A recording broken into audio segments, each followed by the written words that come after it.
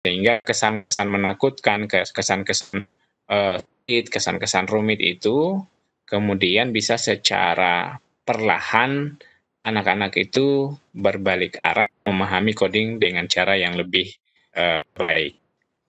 Nah, Bapak Ibu yang sama berbahagia, kita tentu sangat bersyukur malam hari ini kita kehadiran seorang materi yang luar biasa. Beliau ini kalau dilihat dari CV-nya ya co-founder kelas coding Iswan ya. Jadi sejujurnya saya melihat ini sebagai sesuatu yang sangat menarik Bapak Ibu ya. Sesuatu yang sangat menarik karena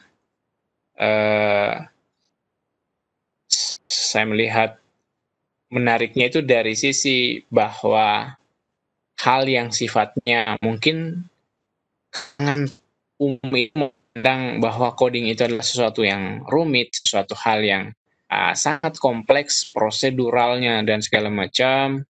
Ya, tentu malam hari ini kita berharap pandangan kita tentang coding itu rumit, coding itu sesuatu hal yang tidak bisa kita pelajari, itu kemudian bisa berubah dengan mendengarkan paparan dari beliau, Bapak Pemateri kita, Pak Muhammad Edliadi. Ya, saya mungkin mulai dari yang ini di share screen ya. Beliau adalah seorang saya kira beliau ini seorang presenter hebat ya. Ini satu beliau geofisika dan meteorologi dari ITB. Pada tahun 2000 beliau menyandang satu predikat co-founder ya, kelas coding Iswan. Nah, ini yang menjadi menarik kita ulas pada malam hari ini, seberapa menyenangkan sih sebenarnya kelas coding ala Bapak Muhammad Edliadi ini, dan insya Allah kita bisa adopsi dalam pembelajaran-pembelajaran kita yang lain Bapak Ibu. Shop coding sebenarnya tidak melulu tidak melulu bikin program gitu ya. Nah, subcoding sebenarnya bisa juga ada relasi dalam pembelajaran bahasa, seni, ya, matematika lebih-lebih dan hal-hal lain yang berkaitan dengan penyelesaian persoalan-persoalan dalam kehidupan manusia. Saya kira seperti itu dan insya Allah beliau ini yang akan hadir pada malam hari ini mengulas seberapa menarik coding ini sehingga kemudian bisa kita menginspirasi anak-anak kita agar mau belajar coding. Baik, pada tahun 2011 sesuai dengan data yang tampak di layar Bapak Ibu bahwa sampai sekarang beliau adalah multimedia koordinator di Center for International Forestry Research, satu lembaga penelitian. Kemudian dari tahun 2005 sampai 2009 dan beliau juga pernah bekerja di Trans TV, Astro TV, vivanews.com.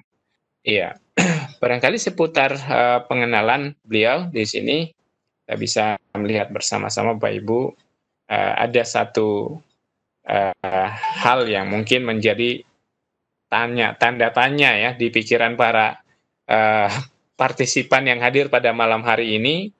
Benang merahnya di mana dari latar belakang pendidikan beliau dengan pekerjaan yang sampai saat ini beliau jalankan dan kemudian sampai menjadi co-founder kelas coding Iswan ini. Baik, tak perlu saya kira berpanjang lebar Bapak Ibu, saya juga penasaran nih ini mendengarkan insya Allah paparan dari beliau, Bapak Muhammad Edliadi. Ini kita sudah tepat pukul 20.09 ya. Kita waktu dan kesempatan silakan Bapak Muhammad Edliadi menyampaikan materinya. Baik, terima kasih Pak Bahar atas introduction-nya. Bapak-bapak, Ibu-ibu, saya Muhammad Edliadi, dan yang tadi disinggung oleh Pak Bahar bahwa beliau ingin melihat benang merahnya dari background selama ini. Ya, betul saya dulu kuliah S1-nya di Geofisika Meteorologi, dan dari situ awal saya mulai mengenal coding karena saya mengambil spesifikasi penjurusannya di GIS yang Global Positioning, terus sama GIS, dan di situ udah mulai belajar tentang pengkodingan untuk mapping. Dari situ saya mulai mengenal coding, lalu sejak saya kuliah itu obsesi saya di bidang multimedia, di bidang video broadcasting. Oleh karena itu ketika saya lulus, berbeda dengan teman-teman saya yang lain yang lari ke BMKG, saya malah belok ke Tendian. Saya masuk daftar ke Trans TV. Dari situ saya memulai karir saya di bidang multimedia broadcasting.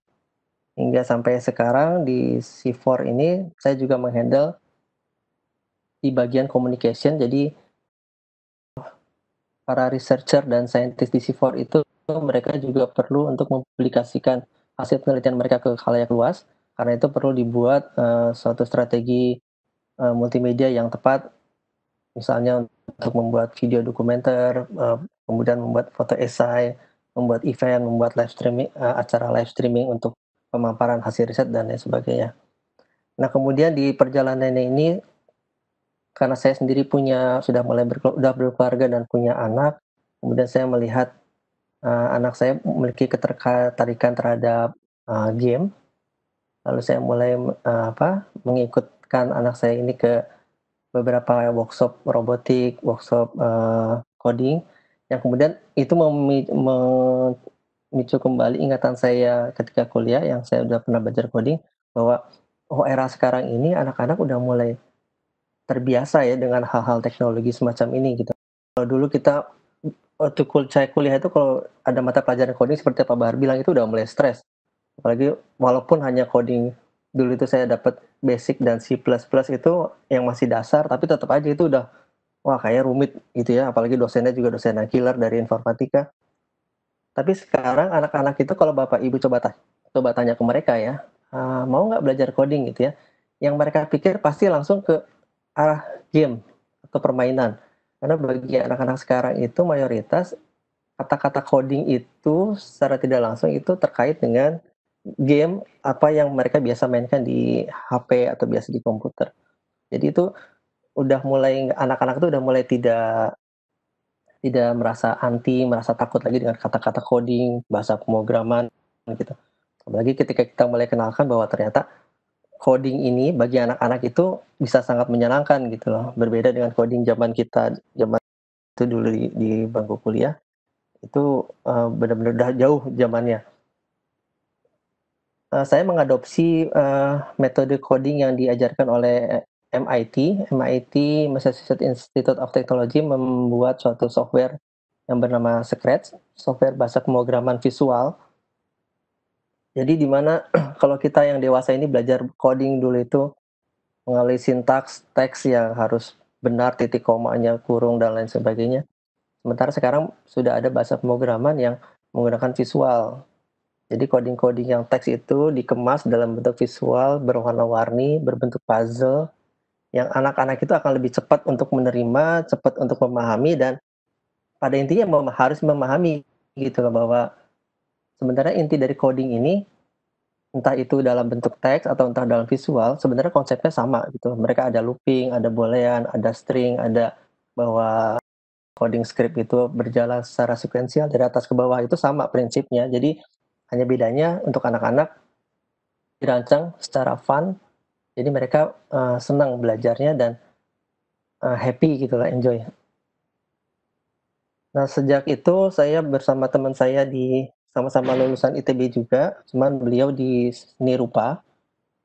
Jadi kita membuat kelas coding is fun, dan itu dipadukan dengan seni rupa. Nah, saya merasa keunikannya di sini, jadi semua materi coding yang diajarkan di kelas kami ini, semuanya ada unsur seni rupanya. Setiap anak itu dituntut untuk bisa mengembangkan skill seni rupa mereka masing-masing, misalnya mulai dari menggambar, karena dalam membuat satu game itu mereka juga perlu menciptakan karakter sendiri, menciptakan environment game-nya sendiri, itu diharapkan bisa karya orisinal mereka gitu loh. Seperti musik juga, bisa saja mereka musik ambil dari internet, tapi kita juga mengarahkan kita bisa yang punya minat ke bidang musik bisa membuat musik sendiri untuk timnya sendiri. Saya kira perkenalan dari saya sampai saya cukupkan sampai sini. Nanti mungkin kalau ada yang mau ditanyakan lagi boleh. Saya akan langsung masuk saja ke materi.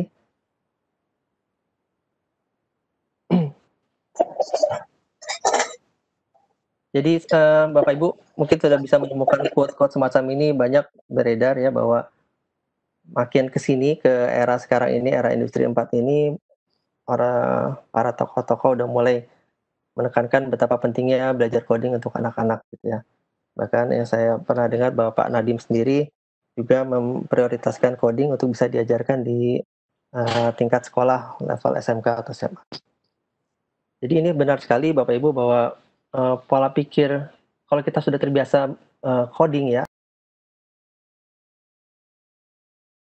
akan terbentuk pola pikir yang saya maksud adalah pola pikir yang sistematis, karena dalam membuat suatu coding itu logikanya harus jalan, bahwa semua dirancang berurutan dan ada syarat, ada fungsinya, bahwa sebelum perintah ini jalan harus apa dulu, dan lalu apa yang akan terjadi setelah perintah ini dijalankan. Itu runutnya secara logikanya anak-anak akan terbiasa bila mereka sering belajar coding.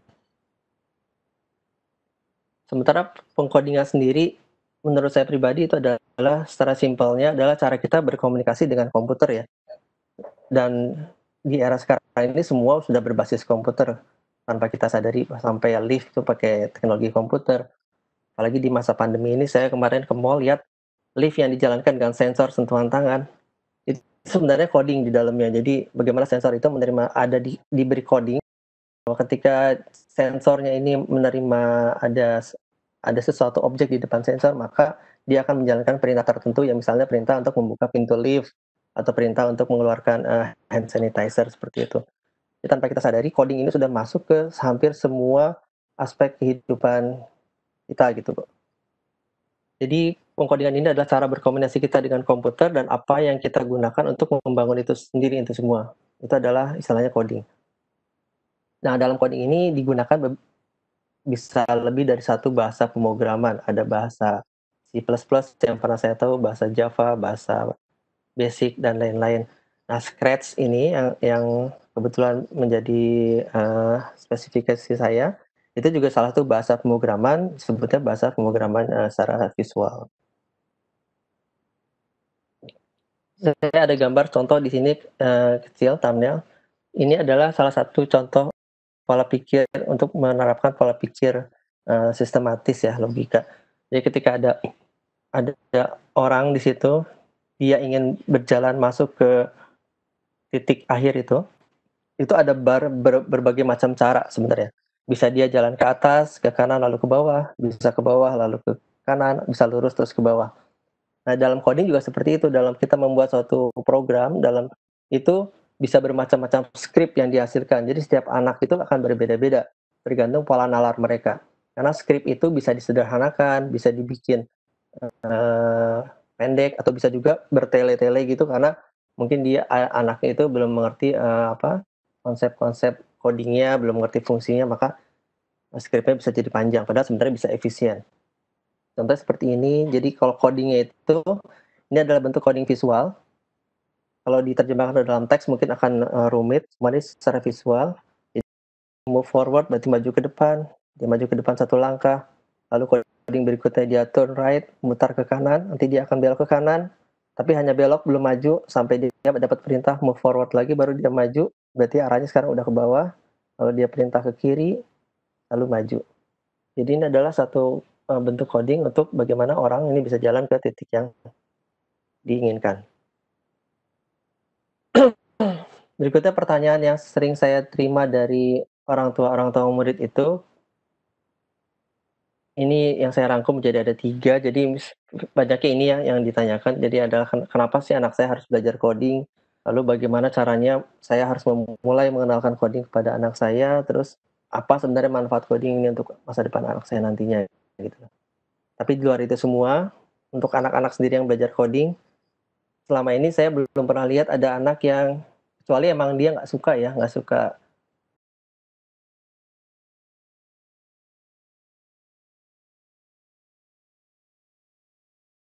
dia kurang suka. Tapi sejauh ini semua anak yang ikut kelas, ikut trial itu, mereka semua merasa senang gitu ya, karena bisa menemukan hal baru, dan mereka juga jadi tahu bahwa, oh coding itu seperti ini ya, coding itu bisa berbuat ini, berbuat itu.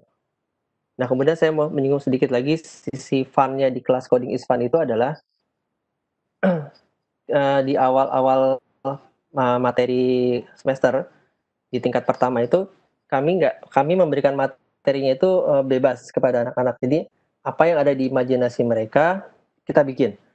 Ada yang, "Kak, saya pengen bikin ini dong, animasi, kelinci lagi di taman." Ayo kita bikin coding-nya.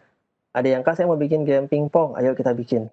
Jadi, apa yang ada di bayangan mereka tentang game atau tentang sesuatu, kita bareng-bareng kita bikin ke dalam bentuk, coding-nya, dalam bentuk, mainan atau animasi. Jadi itu akan juga menambah rasa fun bagi mereka ya, mereka bisa mewujudkan apa yang ada di pikirannya gitu loh. Nah, lalu berikutnya, kalau kenapa anak saya harus belajar coding, karena ada bermacam-macam faktor yang saya bisa simpulkan di sini adalah, apa sebenarnya yang bisa anak anak kita dapatkan ketika dia belajar coding. Secara sederhana, sebenarnya banyak ini ya, banyak apa, yang bisa kita jabarkan. Yang pertama saya lihat itu, yang pertama paling kentara itu adalah anak itu jadi semakin tekun dalam mengerjakan suatu hal. Karena dalam coding sendiri itu dia menuntut ketelitian, menuntut kesabaran, jadi nggak bisa bikin game itu tahu-tahu jadi gitu loh. Pernah saya kasih materi panjang codingnya, tapi ternyata itu hanya untuk bikin karakter itu bisa melompat, tapi codingnya sangat panjang. Karena kenapa bisa panjang, karena saya bikinnya itu, detail menggunakan, perhitungan perhitungan matematika supaya gerakannya mulus dan halus gitu ya. Tapi itu memberikan gambaran ke anak-anak bahwa ketika kita ingin sesuatu yang bagus, kita ingin sesuatu yang, beda dari biasanya, kita harus harus tekun, harus mau bersabar dan mau bikinnya gitu loh, ada prosesnya. Karena nggak semerta-merta kita mau bikin game itu langsung jadi gitu loh. Kadang anak-anak gitu, anak-anak yang baru ikut kelas coding langsung, "Saya mau bikin game Minecraft, saya mau bikin game Roblox," gitu loh, yang itu udah game-game yang besar, malah ada yang, "Kak, bisa nggak sih bikin game kayak PUBG, kayak Free Fire," gitu. Ya saya bilangnya, "Ya bisa aja, itu bisa bisa diwujudkan, tapi yuk kita mulai dari yang basic-nya," gitu. Kita mulai dari yang, paling dasar dalam membuat game, nanti kamu bisa sendiri nanti kalau kamu punya ide-ide lain.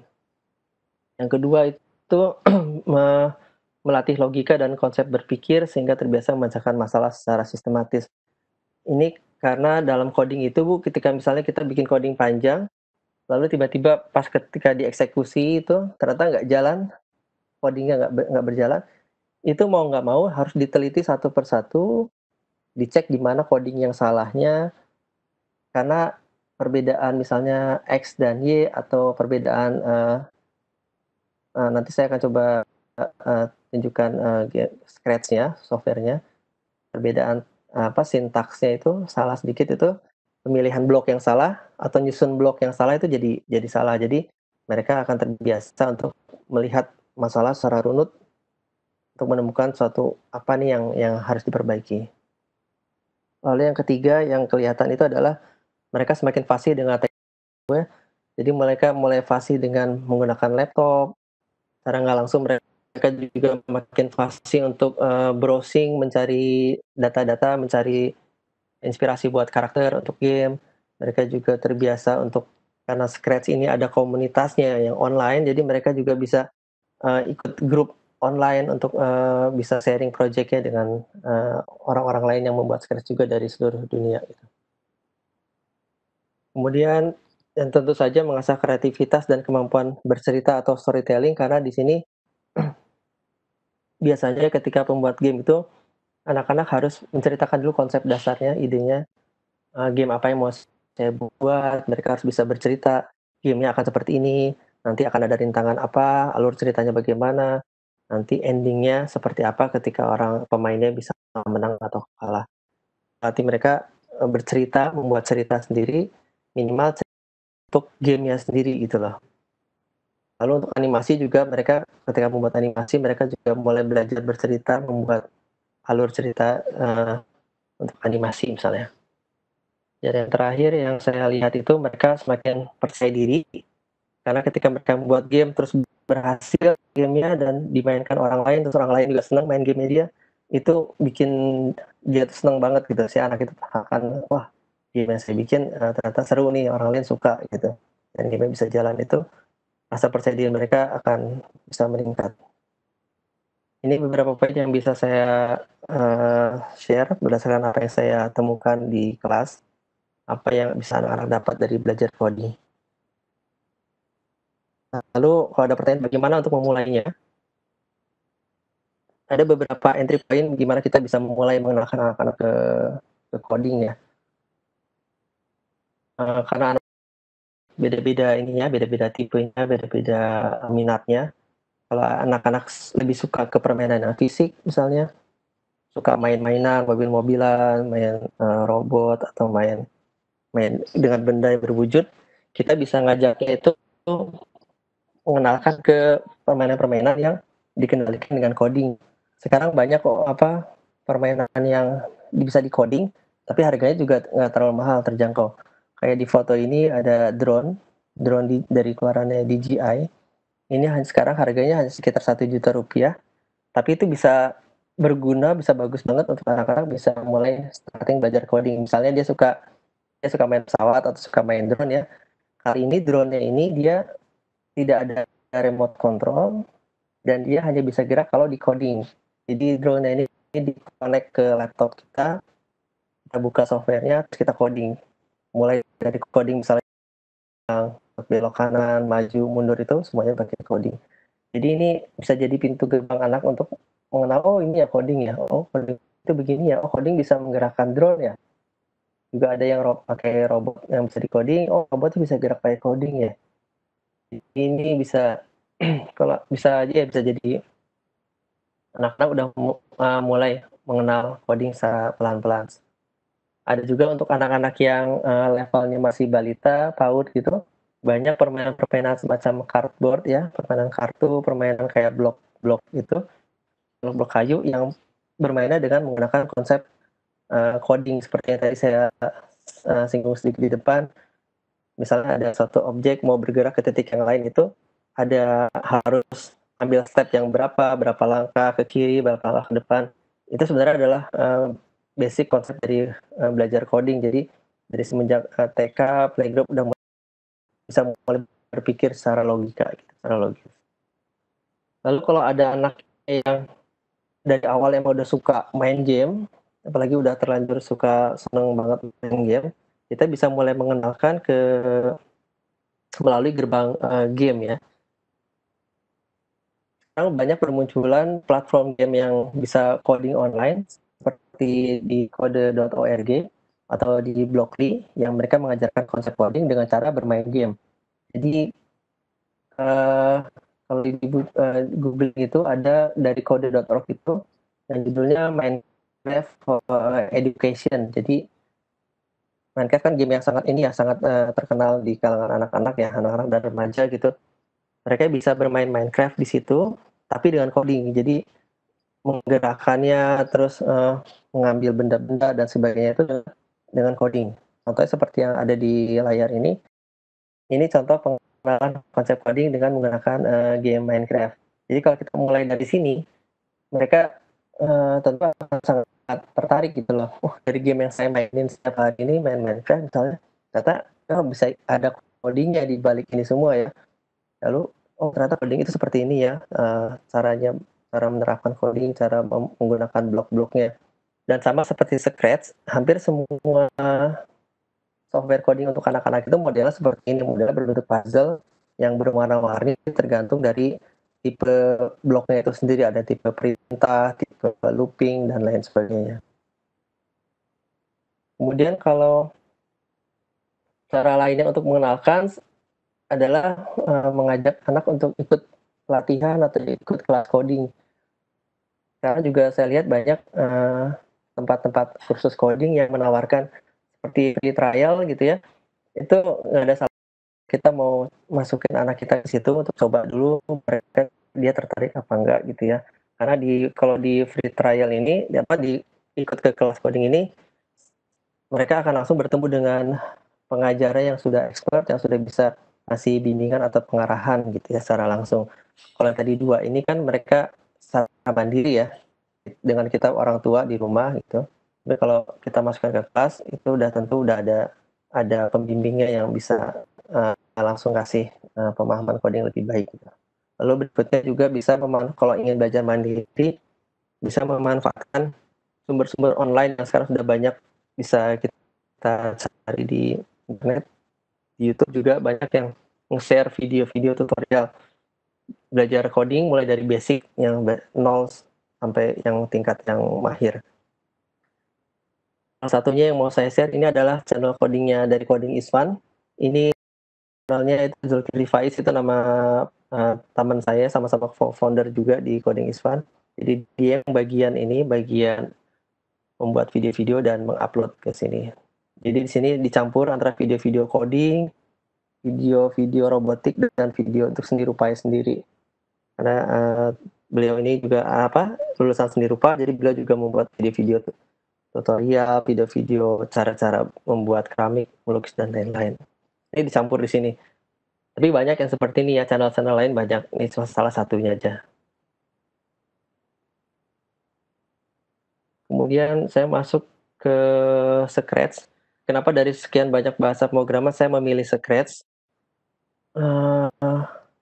Kenapa ya saya jatuh cinta sama Scratch ini? Karena menurut saya dia itu open source. Karena beberapa yang lain itu dia mensyaratkan yang ada yang free tapi nggak full. Kita harus tahun. Tapi kalau Scratch ini dia betul-betul open source, free, dan punya komunitas yang sangat luas. Jadi kalau ibu ke websitenya Scratch di scratch.mit.edu itu ada semacam kayak galeri di mana semua orang dari seluruh dunia bikin project Scratch dan dimasukin ke situ, dan kita bisa lihat project-project bikinan orang, kita bisa buka, bisa kita pelajari coding dalamnya, bisa kita remix, kita edit ulang, bisa kita save, bisa kita share, bisa kita buat, kita share ke orang lain juga. Jadi itu komunitas yang sangat besar, yang semakin kesini semakin berkembang, dan teknologi Scratch-nya juga codingnya semakin banyak ininya, pengembangan dari coding, blok-blok codingnya, fitur-fiturnya juga makin banyak. Itu yang bikin saya tertarik. Kemudian ini bahasa pemrograman Scratch ini sebenarnya bahasa dasar untuk belajar yang lain. Jadi pemrograman yang lain sebelum anak belajar ke Python, yang paling dekat dengan Scratch ini adalah Python kalau ingin lebih lanjut lagi. Di sini saya ada sedikit kasih gambaran. Kalau kita di program yang lain itu zaman saya masih kuliah, zaman belajar C++, untuk membuat kata hello saja itu codingnya seperti itu, pakai standar, terus call out dalam kurung standar, dan NL itu end line, jadi end of line, habis segitu barisnya. Ini untuk mengeluarkan kata hello. Sementara anak-anak sekarang yang belajar coding, anak zaman sekarang itu mereka cuma tinggal drag and drop pakai blok ini. Di dalam Scratch ada blok yang namanya say hello. Itu ketika kita di drag, diseret, itu langsung muncul hello-nya tanpa mereka harus tahu di dalamnya ini prosesnya seperti apa gitu loh. Ini dibuat oleh MIT, tadi saya sudah singgung, kemudian bisa diakses online. Jadi bisa kita langsung kerjain di online-nya, bisa juga kita unduh ke komputer lokal. Bisa untuk membuat game, story, presentasi, dan aplikasi. Seperti tadi yang Pak Bahar singgung juga betul sekali, coding ini juga bisa kita jadikan sebagai bahan pengajaran ya. Karena bisa dimodifikasi ke, misalnya yang saya pernah buat itu, saya pernah buat aplikasi kalkulator misalnya, terus bisa buat aplikasi menghitung rumus Pythagoras untuk matematika. Bisa membuat yang lebih fun-nya lagi, bisa pernah membuat game kuis matematika. Jadi yang bisa nebak perhitungan perkalian dan sebagainya itu nanti karakternya akan makin maju ke garis finish gitu. Dan itu akan beradu dengan temannya yang lain. Kemudian bisa juga bikin presentasi, anak-anak pernah saya, kasih tugas untuk bikin presentasi dengan menggunakan Scratch. Terus bisa juga karena dia ada sekarang ada fitur, translate bahasa, bisa juga untuk belajar bahasa, belajar terjemahan bahasa asing ke bahasa Indonesia dan, macam-macam pengembangannya yang bisa kita adopsi gitu loh. Ketika kita belajar coding terus, saya mau kaitkan dengan pelajaran misalnya IPS, itu bisa misalnya membuat peta interaktif yang digunakan dengan coding. Saya mau bikin materi tentang peta pelajaran IPA juga bisa, rumus-rumus IPA atau, tentang struktur sel misalnya atau tentang kerajaan tumbuhan dan, hewan itu bisa dibikin dalam, bentuk coding. Saya lanjutkan, kemudian ini contohnya, contoh screenshot dari tampilan, software Scratch sendiri. Ini ada game Flappy Bird, mungkin ibu-ibu, bapak-bapak pernah ada yang sempat main ini ketika di zaman kejayaannya Flappy Bird yang di Android. Itu bisa dibuat ulang persis sama itu dengan, Scratch. Jadi kita buat karakternya, kita gambar, juga ada fasilitas untuk menggambar, gambar model pixel seperti ini. Lalu kita buat, karakter burungnya, kita buat itu apa, tanahnya, ground-nya, kita buat nanti buat pipa dan lain-lain, nanti akan jalan. Dan bentuk coding-nya itu seperti ini, seperti puzzle. Jadi satu dan lainnya itu saling menumpuk.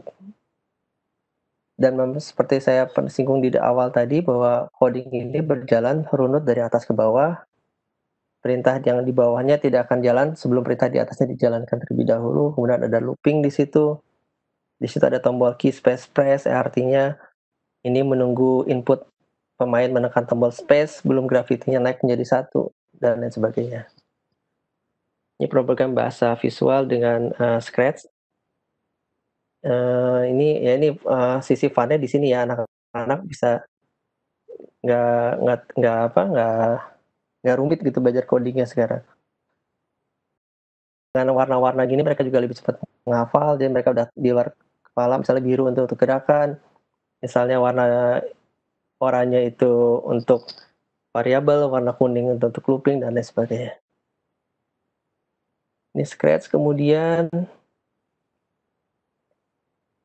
ini, untuk kedepannya anak-anak belajar coding sekarang itu, karena kita bisa melihat bahwa nanti di masa yang akan ke depan ini, di mana bidang pekerjaan semakin kompetitif, saya merasa kemampuan coding ini akan menjadi satu nilai tambah buat anak-anak kita, buat anak didik kita. Bekal kemampuan coding ini saya rasa akan sangat bermanfaat sekali gitu loh, karena bidang apapun ya hampir semuanya bersentuhan dengan coding gitu. Bahkan yang saya jalani sekarang yang video editing juga tanpa disadari juga bersentuhan dengan coding ketika saya harus mengcoding, video dari satu format ke format yang lain misalnya. Lalu ini minimal disiplin dalam mengerjakan tugas karena mereka akan menyadari bahwa kalau mereka nggak disiplin, game-nya nggak akan bisa selesai gitu loh, mereka bisa ketinggalan sama teman-teman dan lain-lainnya. Terus kolaboratif, seperti saya tadi singgung bahwa komunitas Scratch ini tersebar di seluruh dunia, jadi mereka bisa berteman dengan orang dari manapun, membuat game bersama-sama, bisa dengan teman sekolahnya misalnya, teman di rumah. Karena dalam membuat game itu, ibu-ibu sebenarnya kalau mulai membuat game yang tingkat kerumitannya lanjut ya, itu kalau dikerjakan dengan satu anak aja itu, agak sulit. Jadi biasanya beberapa anak berkolaborasi, ada yang membuat, karakternya, ada yang membuat coding-nya, ada yang membuat, alur ceritanya dan lain-lain. Dan lalu itu juga dengan kolaboratif seperti itu akan meningkatkan kemampuan mereka untuk berkomunikasi sesama rekan kerja nanti di masa yang akan datang. Kemudian menemukan ini di laman internet, ini mungkin bisa menjadi panduan dari mana kita mulai kalau ingin mengenalkan coding kepada anak-anak ya. Ini misalnya kita mulai dari awal, kita harus mulai dari awal, kita tentukan dulu anak-anak kita itu lebih suka sesuatu yang berhubungan dengan software, komputer, atau suka sesuatu yang, elektrik ya, semacam kayak robotik, pakai baterai dan lain-lain, atau lebih suka yang aktivitas tapi tanpa menggunakan, komputer dan, mainan tadi. Jadi misalnya kita pilih yang anak kita lebih suka dengan code time activity ya, jadi nggak ada benda-benda, cuma misalnya belajarnya dengan cara pakai kartu tadi seperti saya ceritakan, atau belajarnya dengan cara kalau saya pernah lihat itu anak-anak berkumpul di lapangan, kemudian membuat barisan dan terus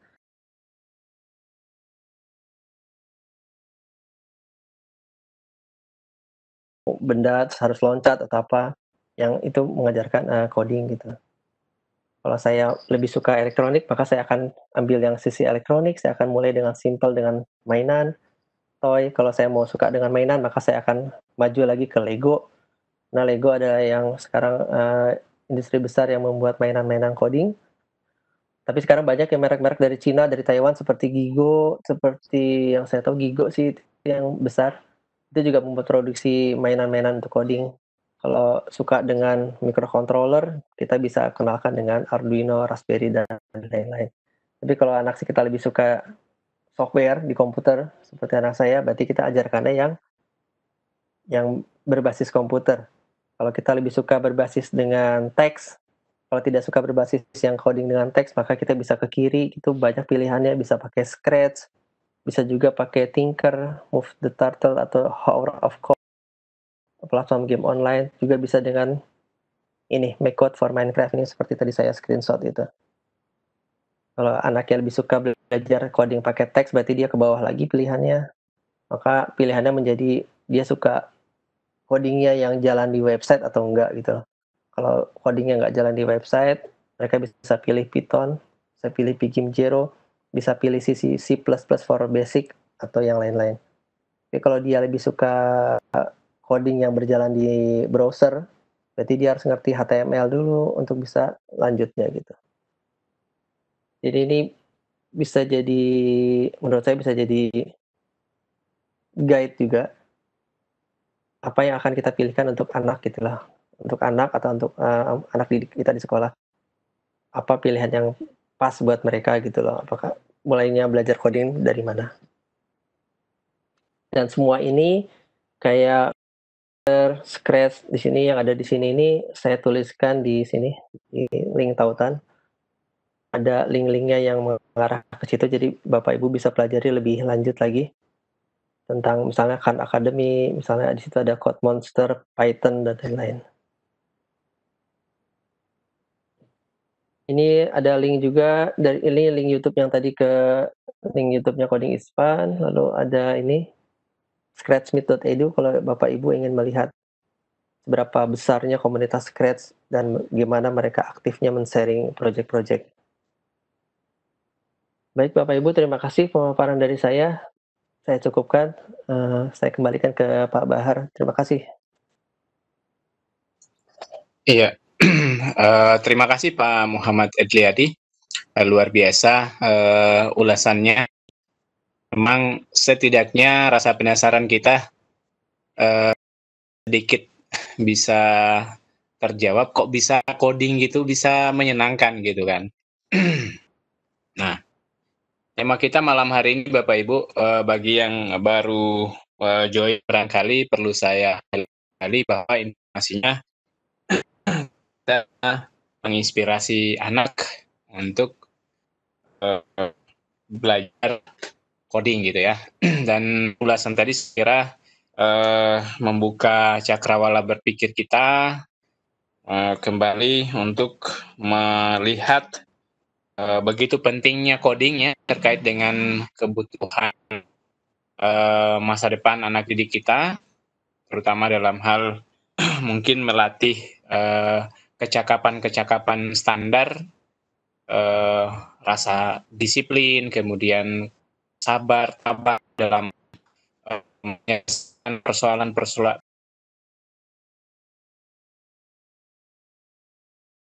dan sistematis. Kemudian tadi beberapa trik yang saya anggap trik ya di bagian akhir tadi luar biasa, itu ada flowchart untuk bagaimana kita bisa memulai coding itu sebenarnya mengajarkan di anak tuh memulainya di mana, kemudian melihat kondisi anak itu semacam diagnostik ya, untuk gimana sih kita bisa menentukan coding yang tepat kebutuhan anak kita gitu.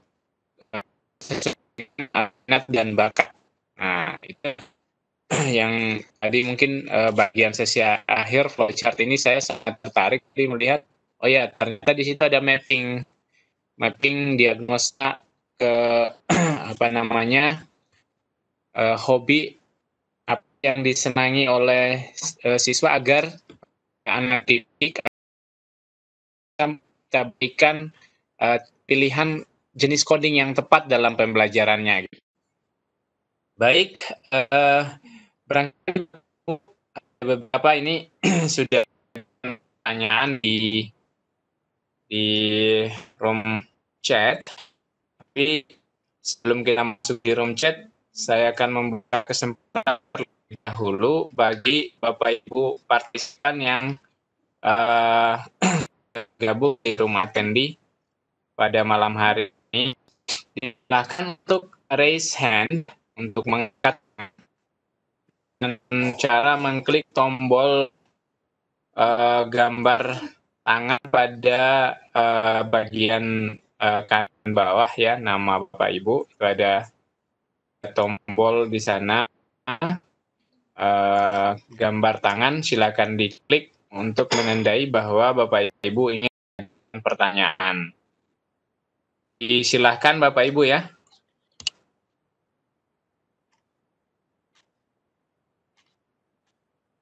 Ya, belum ada yang mau mengajukan pertanyaan. Silakan Bapak Ibu. Ya, sambil kita menunggu ada yang saya akan mempersilakan terlebih dahulu. Saya coba akan melihat di bagian room chat kita.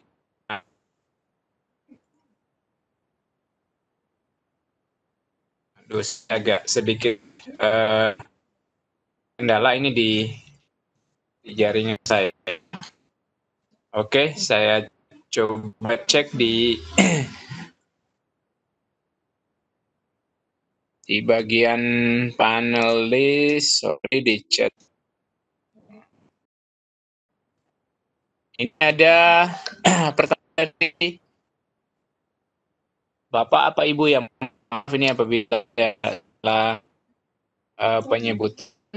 Saya tertarik untuk membuat aplikasi pembelajaran berbasis aktif dengan sederhana.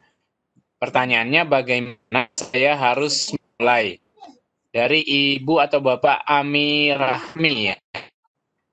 Mungkin bisa dijawab Pak Muhammad Edliadi, disilahkan. Baik, untuk codingnya kalau misalnya untuk ingin berbasis Android ya berarti codingnya itu harus bisa nantinya menghasilkan file yang bisa diekspor dan diupload ke Play Store. Saran saya untuk memulainya, Ibu bisa mulai mempelajari Blockly. Blockly ini adalah, sebentar saya share ya. Jadi ini, bentar.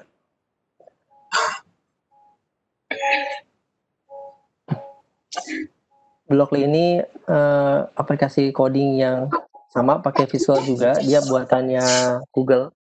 Jadi dia nanti hasil akhirnya nanti bisa dicoba dipublish ke Android. Cuman yang saya belum lama mempelajari Blockly. Dia bisa bikin game, bisa bikin macam-macam juga. Tapi tampilannya berbeda dengan Scratch. Cara kalau saya lebih suka yang grafis ya, grafisnya kurang dibandingkan Scratch, tapi ini bisa menjadi basic Ibu kalau ingin mulai belajar coding yang nantinya bisa berbasis ke Android gitu ya. Ini maksudnya gitu kan ya, ke Android atau maksudnya belajar codingnya di Android? Kalau belajar codingnya itu kayak Scratch dan lain-lain juga bisa dilakukan di device Android, di tablet. Tapi kalau misalnya ingin nantinya diekspor ke Play Store itu, Ibu bisa mulai mempelajari Blockly. Ini karena ini pakai visual language juga, hampir sama seperti Scratch, jadi saya rasa untuk anak didik nggak akan terlalu sulit untuk mempelajarinya. Kemudian saya lihat juga ada pertanyaan yang kedua dari Herlina, boleh kita praktek langsung membuat game? Boleh aja, boleh. Gimana Pak Bar, boleh praktek? Atau saya tunjukin sedikit aja? Iya, barangkali Pak Muhammad Edlian bisa demo dikit nih yang scratch-nya tuh biar Ya. lebih menyenangkan. Ya. Ya, minimal kucingnya ini bisa loncat dan bingung Ya. gitu, Pak. Oke. Ya. Jadi ini udah yang saya share kelihatan ya? Udah ya. Tampak ya, benar Pak. Silakan Pak. Tampak ya, oke. Nah jadi ini tampilannya untuk Scratch. Jadi di sini itu ada bagian kiri. Di sini nggak ada annotation.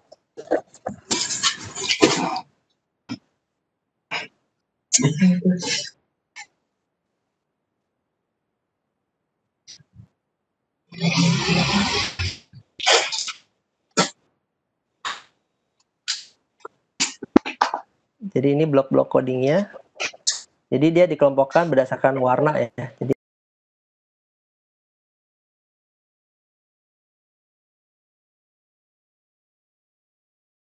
untuk group yang motion. Oh ya sebelumnya hebatnya Scratch lagi dia udah bisa langsung, misalnya kita kesulitan berbahasa Inggris, ini bisa langsung dirubah. Dia ada pilihannya ke bahasa Indonesia. Ini karena dia komunitasnya udah sangat luas, jadi dia udah bisa menyediakan yang versi bahasa Indonesia. Nah, udah bahasa Indonesia tampilannya. Jadi yang biru itu untuk gerakan, yang ungu itu untuk tampilan. Tampilan ini jadi tampak luarnya si kucing, misalnya kucingnya bisa berubah kostum, berubah warna dan lain-lain, itu tampilan. Kalau suara untuk menambahkan suara, sound effect dan musik dan lain-lain. Lalu kejadian ini bahasa Inggrisnya event, jadi trigger. Jadi apa yang membuat game ini bisa berjalan, terus apa yang membuat misalnya kucing ini bisa bergerak, itu ambillah dari kejadian. Lalu ada kontrol, ini untuk mengontrol, karena game itu atau coding itu sebenarnya isinya hanya looping coding tertentu saja sebenarnya. Karena supaya dia bisa bergerak terus-menerus itu ada loopingnya.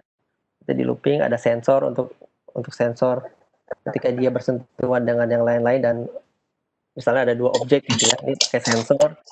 Ada operator yang menarik, ini saya sering pakai ini untuk pembelajaran matematika karena dia sangat lengkap operatornya, penjumlahan, pengurangan dan lain-lain, sampai ada nilai-nilai absolut, terus ada buat bentukan nilai floor, nilai bawah, nilai atas, akar kuadrat, sinus, kosinus dan lain-lain. Karena sebenarnya nilai-nilai ini itu nanti bisa pakai dalam game ya. Jadi gerakan, misalnya saya buat game gerak parabola itu akan lebih halus gerakannya kalau saya pakai rumus sinus.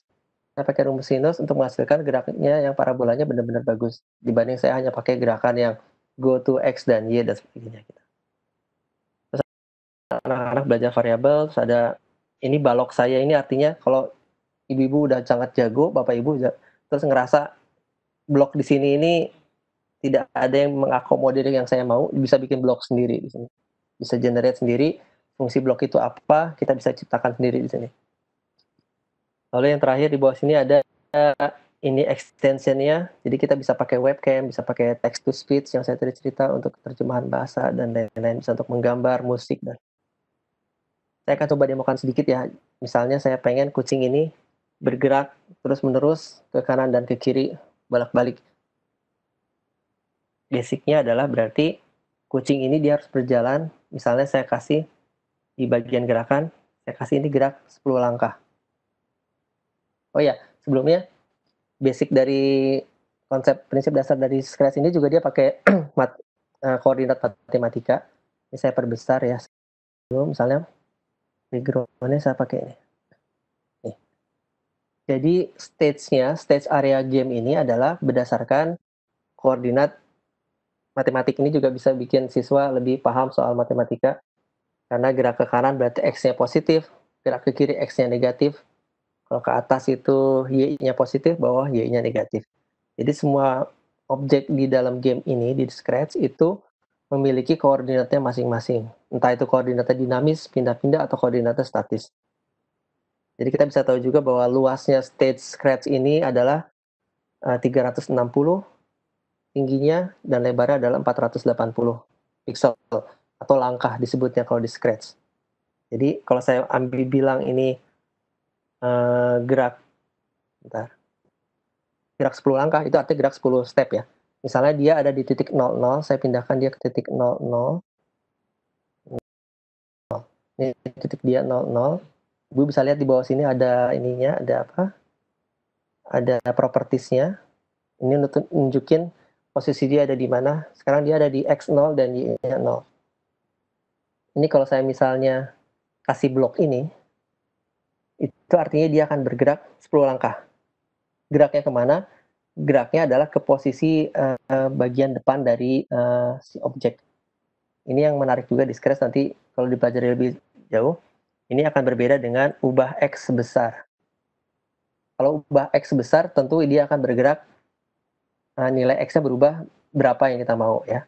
Tapi kalau gerak, itu artinya dia akan maju ke arah depannya dari si, kalau ini kucing berarti depannya dia adalah sebelah kanan. Sebelah kirinya itu berarti belakangnya. Jadi kalau saya kasih gerak 10 langkah, terus saya kasih trigger ya. Tadi kan kalau untuk game ini jalan harus ada triggernya. Triggernya itu saya kasih, jadi kejadian saya kasih misalnya ketika tombol spasi ditekan. Ya, ini juga bisa dipilih misalnya yang lain, mau misalnya tombol panah, atas, bawah, A, B, C, D, dan lain-lain. Misalnya ketika saya pilih tombol spasi ditekan, dia harus gerak 10 langkah. Tapi kalau codingnya seperti ini saya tekan spacebar, dia nggak bergerak. Karena codingnya nggak jalan. Nggak jalan karena dia nggak berhubungan, nggak nempel. Kalau saya bilang karena nggak nempel. Karena dalam coding itu semua bloknya harus nempel supaya bisa berfungsi. Jadi kalau gini saya harus tempel ininya geraknya ke atasnya.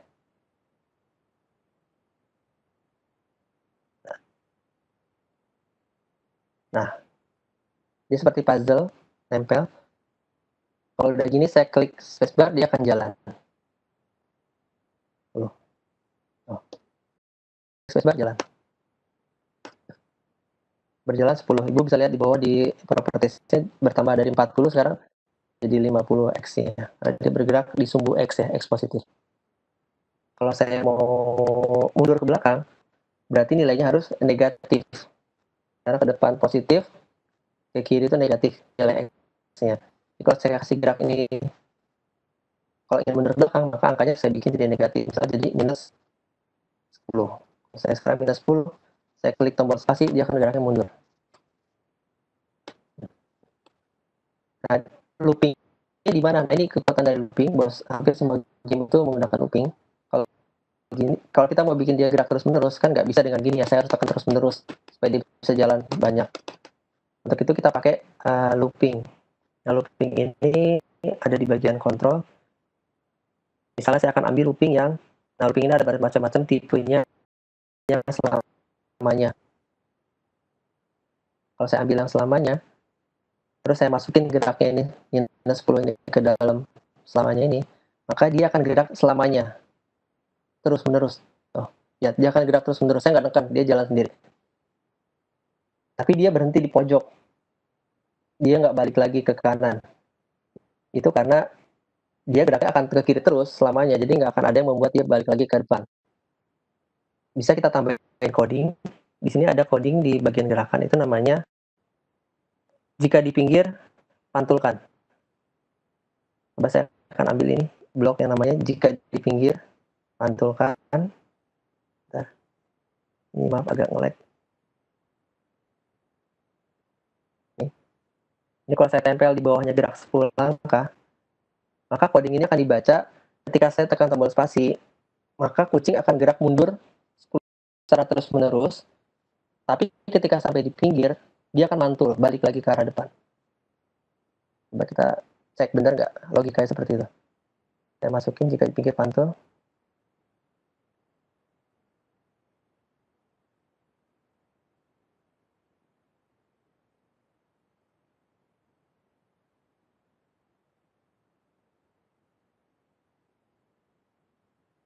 Nah, ini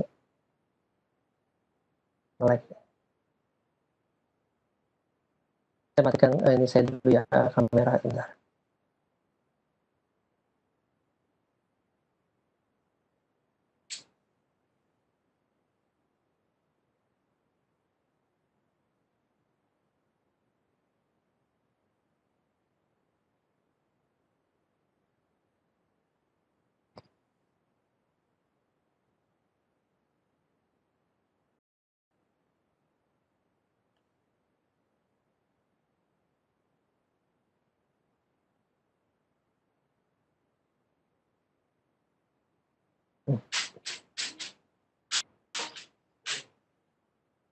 Dia jadi geraknya mantul ke kanan dan kiri. Ini saya nggak sentuh spacebarnya lagi. Jadi codingnya dia udah jalan bahwa dia akan gerak 10 langkah, kemudian ketika sampai di pinggir dia akan mantul balik lagi. Jadi dia akan bergerak terus menerus looping.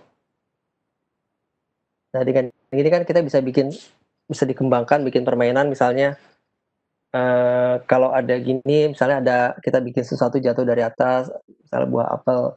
Kalau buah apel menyentuh kucing, misalnya kucingnya nyawanya akan berkurang, atau misalnya malah dapat poin tambahan.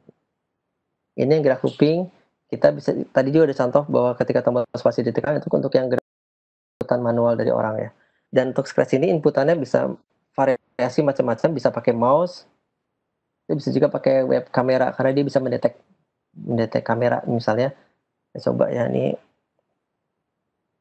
pakai sensor video saya nyalakan nih. Saya bisa menggerakkan kucing ini dengan sentuhan tangan saya di kamera gini, misalnya gini. Saya ambil nih. Ketika gerakan di video lebih dari 10. Jadi ini satuannya adalah 0 sampai 100. Semua nilai di Scratch itu 0 sampai 100. Tadi ada pertanyaan minta video tutorial. Video tutorialnya semua yang sudah saya bikin ada di linknya tadi, Zulkifli Faiz. Itu ada di presentasi saya di halaman belakang. Itu semua video-video yang pernah saya ajarkan itu saya posting di situ. Ini bisa dilihat di situ nanti, Bu. Jadi ketika gerakan video lebih dari 10, maka saya akan bikin dia misalnya gerak gitu ya. Kita akan ambil lagi di sini. Gerak move. Gerak 10. Nih. Maka dia kan gerak nanti ya. Tuh. Lihat kucingnya gerak. Saya dorong kucingnya gerak. Gerak, gerak, gerak, gerak. Saya deteksi. Kalau nggak ada gerakan, nggak jalan. Kucingnya kita nggak ada gerakan.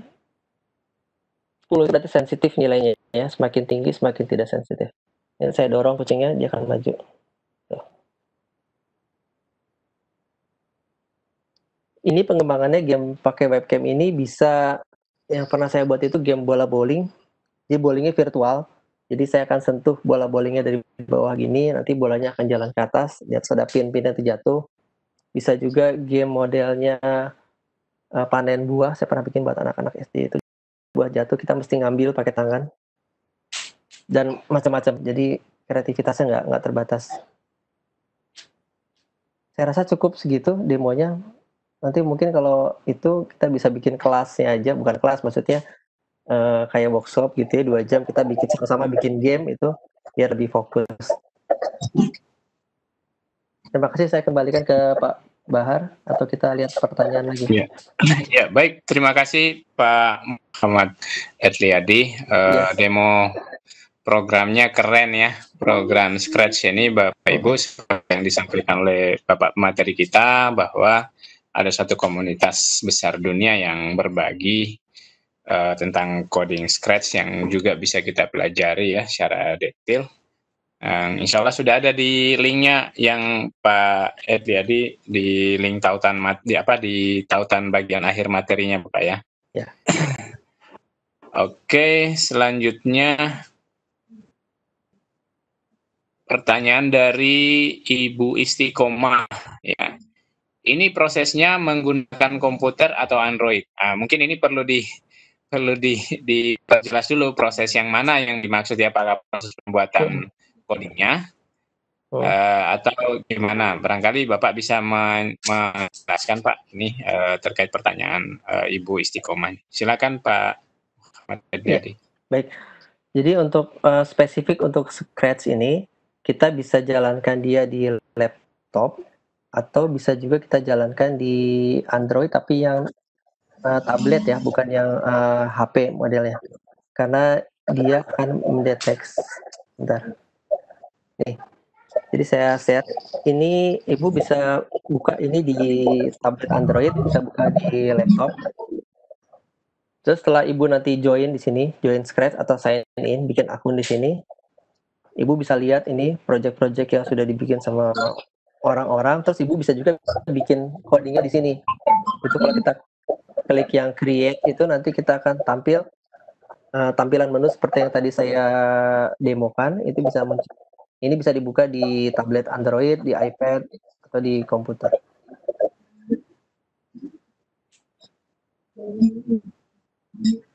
Nih, ini tampilannya nanti begini kalau kita buka di Android ya.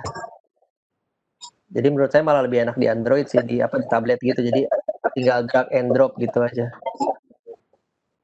Kalau di handphone saya belum pernah coba. Mungkin Ibu bisa coba buka linknya di handphone terus diklik yang explore tadi, create bisa nggak gitu. Nah, nanti di sini itu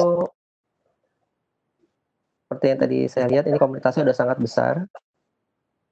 Ini kalau Ibu misalnya klik salah satu game, misalnya game apa ya? Ini misalnya Fruit Ninja nih.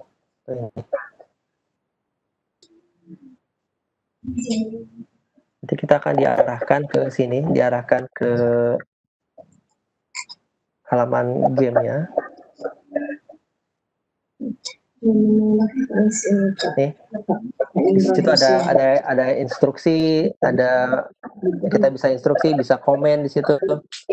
Terus bisa juga kita remix. Jadi ini ada tampilan sebelah kanan ini adalah game yang di yang lain itulah tambah-tambah di ini game aslinya kita bisa mainkan langsung di sini. Bisa juga kita mau lihat ini cara bikinnya gimana sih codingnya, kita tinggal klik yang si inside itu, ada tombol si inside dan kita lihat. Nah ini codingnya dalam sini. Tuh, jadi bisa lihat kalau udah serius bikin game yang benar-benar bagus, codingnya akan sangat banyak. Codingnya akan sangat panjang.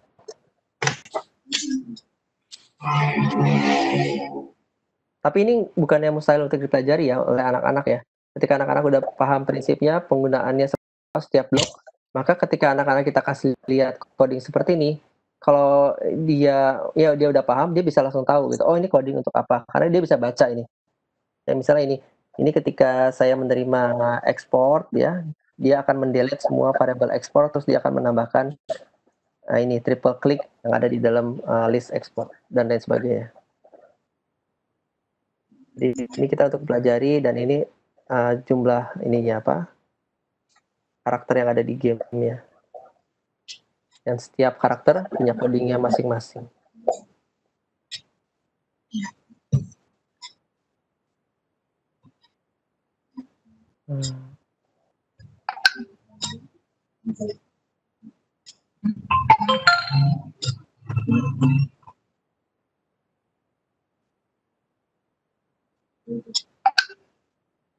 Kembali lagi ke Pak Bahar. Ya baik, ini saya menunggu sebetulnya ada yang menunggu yang raise hand ini dari para partisipan kita di room this. Sayangnya sampai saat ini belum ada yang raise hand, barangkali agak bingung juga atau gimana. Pak Muhammad Edliadi, mohon izin saya mungkin coba memberikan pertanyaan-pertanyaan standar ya untuk trigger, siapa tahu bisa menambah menggugah pikiran teman-teman. Saya sih membayangkan barangkali teman-teman saat ini di tengah kebingungan. Ya. Tadi ada gambar kucing ke kanan 10 langkah, kemudian ada bisa diberikan sensor dengan kamera gitu ya. Iya. Ya, sebelum kita lanjut ini, mumpung ada yang raise hand Pak ya, saya Oh, sebenarnya mengundang oke, dari para peserta Bapak boleh. Arli Art Design, barangkali ini nama panggilan atau apa ya? Ya. Disilahkan Bapak bisa bertanya langsung kepada Bapak materi kita atau Ibu Assalamualaikum. ya? Mohon maaf. Waalaikumsalam warahmatullahi wabarakatuh. Mohon maaf Waalaikumsalam. ternyata Ibu Arli ya. Silakan Ibu. Sebenarnya pengen tanya sejak tadi, cuman sinyal saya lagi buruk aja, khawatir nanti putus-putus gitu. Saya Iya, penasaran. kita dengar di sini jelas. Silakan Bu. Saya penasaran banget. Itu memang coding untuk anak-anak itu sudah sering sih, banyak sponsornya juga. Wih, anak kecil sudah main coding. Yang emak-emak kayak kami ini aja, tadi kan yang disebut selalu ibu-ibu ya, ibu-ibu ini paling banyak sih yang mengawal putra-putrinya untuk untuk belajar. Tentu sambil mengawal putra-putrinya kepingin tahu, memberikan basic untuk diri kami sendiri, karena mereka mesti akan punya banyak pertanyaan. Nah, yang pertama tadi kepingin deh kalau bisa diadakan kegiatan tadi untuk kita bikin sesuatu bareng gitu. Jadi mungkin nanti dari pihak rekan-rekan panitia bisa diadakan untuk kita belajar bareng bikin coding. Tentu bukan buat anak-anak tapi buat kita. Yang kedua, karena saya itu pengajar ya, saya kepingin membuat sesuatu yang simpel sih sebenarnya. Kayak anak-anak baca huruf hijaiyah, baca huruf-huruf atau angka, itu masih banyak yang kesulitan. Kebetulan saya pendidik untuk tingkat PAUD. Jadi kepingin membuat suatu pembelajaran yang unik dengan coding ini tadi, entah itu nanti huruf A-nya loncat-loncat, angkanya bagaimana, sehingga mereka merekam, tidak hanya mengetahui, oh kalau yang begini ini angka 1 loh, oh kalau yang begini ini huruf za loh. Jadi mereka merekam dengan sebuah permainan. Nah itu apakah mungkin dibuat sesederhana mungkin? Karena jelas seperti saya yang baru pertama mengenal coding di sini sangat sangat awam. Tapi dengan tadi pakai yang Scratch tadi kan di sana hanya ada thumbnail yang telah disediakan saja. Jelas yang saya maksud tadi untuk saya wujudkan untuk pembelajaran anak-anak tingkat bawah itu mungkin ada atau tidak. Terus bagaimana caranya? Ya, udah gitu. Rudin, terima kasih. Assalamualaikum. Iya, terima kasih Ibu Arli. Kami persilakan langsung Bapak Muhammad Edliadi untuk menjawab pertanyaan dari Ibu penanya. Oke, baik. Waalaikumsalam warahmatullahi wabarakatuh. Ibu Arli tadi ya, kemarin itu pas lagi bulan puasa itu kami bikin kelas Ramadan dan salah satu materinya itu adalah belajar ini doa buka puasa gitu ya. Jadi bagaimana mereka nanti bisa membuat itu dalam bentuk puzzle. Selain itu juga bikin game huruf hijaiyah Bu, sama seperti yang Ibu tadi bilang. Itu benar, itu sangat mungkin, sangat bisa, dan codingnya itu sangat sederhana. Saya bisa coba contohkan cepat di sini ya misalnya. Terus kalau tadi disinggung soal pelatihan coding ya saya ikut aja ya, tergantung dari Bapak Ibu panitia di sini. Kalau saya diminta untuk memberi untuk semacam pelajaran coding untuk Bapak Ibu ya saya senang hati aja untuk bisa join lagi, nggak apa-apa. Terus di coding ini saya mau share lagi ya Ibu ya, biar sekalian Ibu bisa lihat betapa ini bisa dilakukan dengan sederhana. Bentar.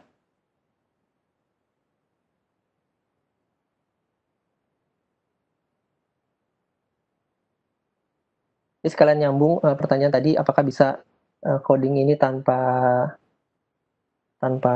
internet? Itu bisa Pak. Jadi Scratch ini dia bisa dimainkan online, bisa juga dimainkan secara offline. Yang saya buka sekarang ini offline, jadi udah saya download softwarenya, terus bisa saya buka tanpa internet. Di Scratch ini memang karakternya itu terbatas apa yang disediakan oleh mereka di sini. Kalau Ibu klik di bawah ada Choose a Sprite, nanti akan muncul pilihan karakter yang bisa dipakai. Ini memang terbatas. Nah, di sini sebenarnya Scratch memberikan kita ruang untuk berkreasi. Karena kalau Ibu lihat di sini, ada bagian yang namanya Paint. Paint itu artinya kita bisa gambar sendiri, Bu. Kita bisa bebas, misal saya mau gambar orang gitu ya. Itu nanti langsung masuk ke Scratch-nya. Dikenali sebagai karakter. Jelek soalnya, enggak. Nih, bisa langsung gambar. Terus misalnya saya kasih warna gitu ya, ini bisa dikasih warna. Terus misalnya saya nggak mau gambar deh, saya misalnya gambar di kertas, nggak bisa gambar di sini. Ini bisa bikin juga kelasnya untuk yang jadi anak-anak gambar di kertas, terus kertasnya difoto, habis itu fotonya dimasukin ke sini Bu. Di Scratch-nya baru dihapus pinggirannya. Dia bisa ngehapus pinggiran foto, jadi karakter yang dimainkan itu karakternya anak-anak. Sebentar, saya masih ada nggak ya?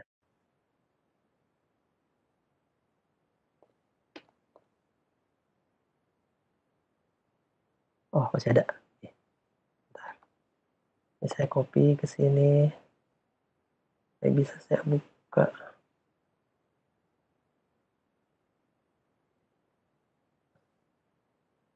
Nah ini, kalau Ibu lihat ini dia gambar sendiri pakai pulpen. Ya, ini gambar sendiri. Dia gambar pakai pulpen, terus di Scratch-nya saya potong pinggirannya, jadi kayak gini. Tinggal ditambahin background. Nah, mungkin idenya kalau saya menurut saya ide untuk pelajaran tadi belajar huruf hijaiyah supaya bisa lebih mudah dimengerti, langsung diingat ya. Mungkin anak-anaknya bisa suruh gambar sendiri Bu di kertas gitu ya. Gambar huruf A atau huruf B atau misalnya huruf alif, ba, ta gitu ya. Terus sama Ibu difoto, terus dimasukin ke Scratch-nya. Jadi anak-anak senang gitu loh. Oh, saya bikin coding pakai gambar saya sendiri loh yang tadi.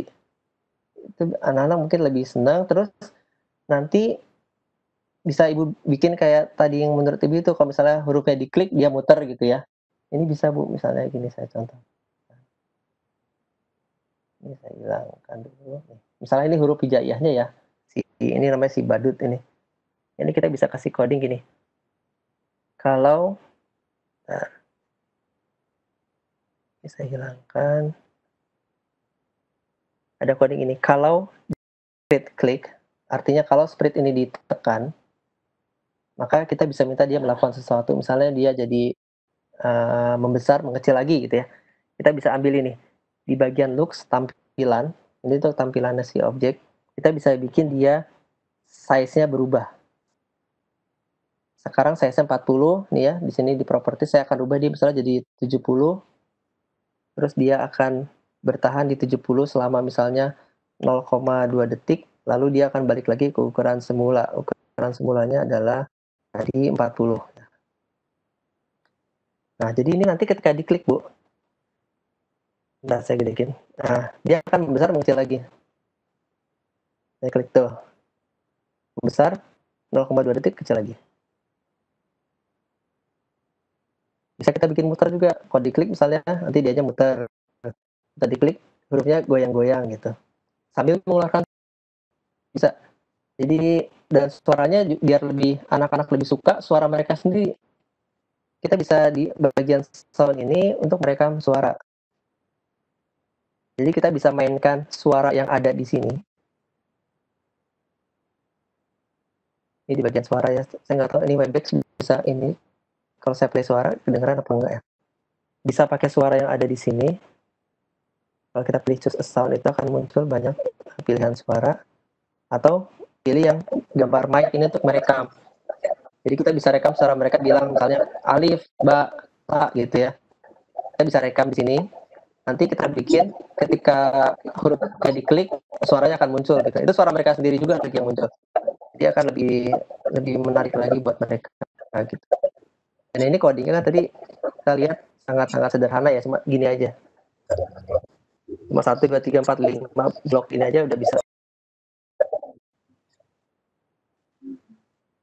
Barangkali demikian dari saya. Tidak ada pertanyaan yang lain.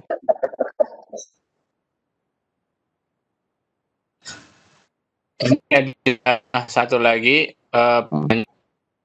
hand di rumah ini, Ibu Ani Komara yang akan bertanya langsung kepada presenter kita malam hari ini. Silakan Ibu Ani Komara. Halo, selamat malam. Oh, ini Bapak ya? Mohon Iya, pakai akun, iya, betul. Ini karena pakai akun istri saya. Oh ya, silakan Bapak.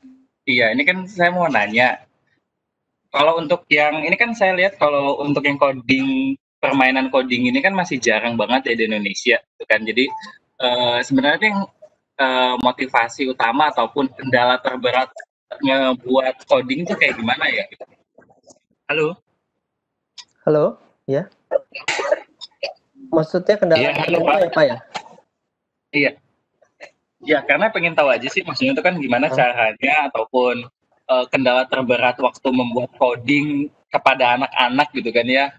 Apalagi di zaman sekarang kan lagi yang saya tahu kan pasti kegiatan belajarnya menggunakan online.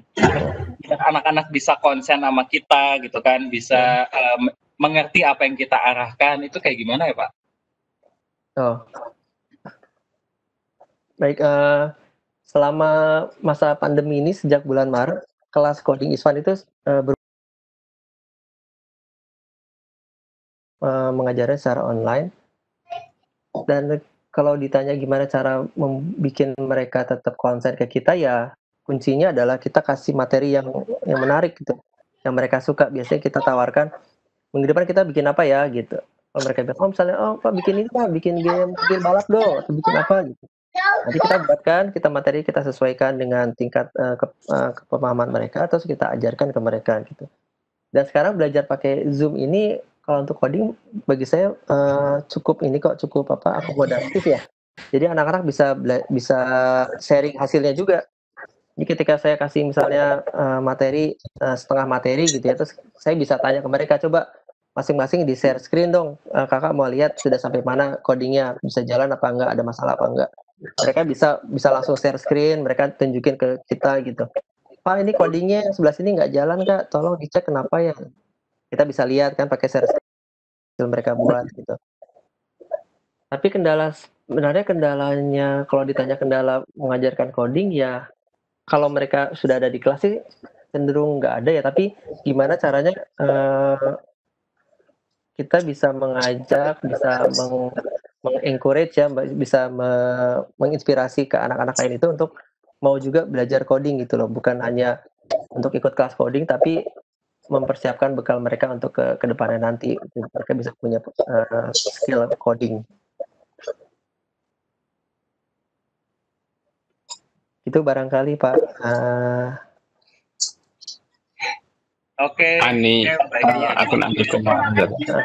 Oke, terima kasih ya Pak. Sama-sama.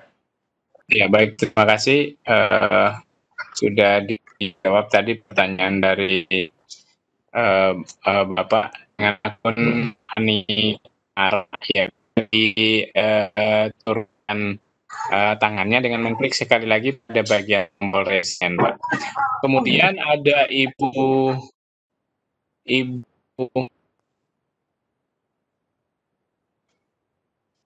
ini ada Ibu Laila. Disilahkan Ibu untuk bertanya langsung kepada Bapak presenter kita. Ya, terima kasih Pak. Assalamualaikum Pak. Waalaikumsalam Bu.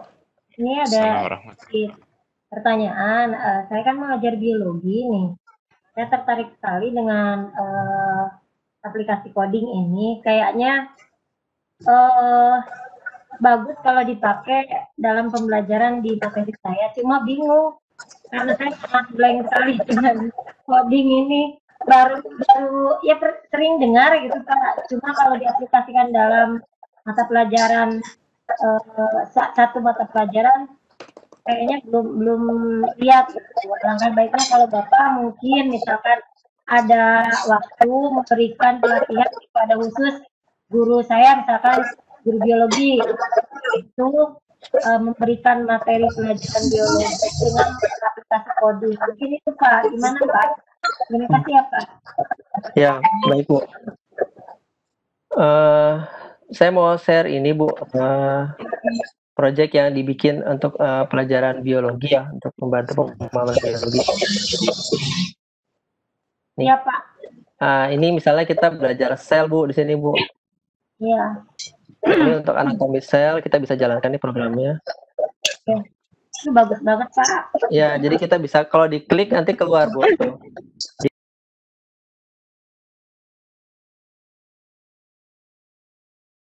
Yang paling mudahnya ya, menurut saya ini yang paling mudah. Jadi bikin misalnya bikin struktur. Tapi materinya paling sulit. Iya, materinya paling sulit betul. Ini mudah-mudahan jadi bikin anaknya jadi semakin ini ya ingat gitu loh mau belajar. Iya, lebih ingat. Betul. Jadi kita bikin ini sambil anak-anak juga mulai menggambar. Kan kadang nanti ada pertanyaannya di soalnya tuh coba gambarkan sel ini gitu kan Bu ya. Iya, iya. Gambarkan apa. Nah, ini juga anak-anak jadi belajar juga gitu loh menggambarnya selnya seperti apa bentuknya. Iya, betul. Betulan ini juga, ya saya dari awal melihat gitu. Ini dari awal apa dulu gitu yang harus saya kerjakan untuk bikin ini gitu. Jadi menurut saya Ibu ini dulu memahami codingnya dulu, memahami prinsip dasar codingnya, baru setelah itu saya jamin pasti Ibu akan kepikiran nanti, oh berarti yang saya tadi pelajari misalnya gerak nih, cara membuat benda bergerak. Nanti Ibu bisa bikin bahan untuk pelajaran biologi, misalnya kecepatan hewan ini bergerak atau apa gitu. Dengan gerak. Jadi menurut saya Ibu kalau sudah memahami prinsip dasar codingnya, nanti itu akan muncul sendiri biasanya Bu.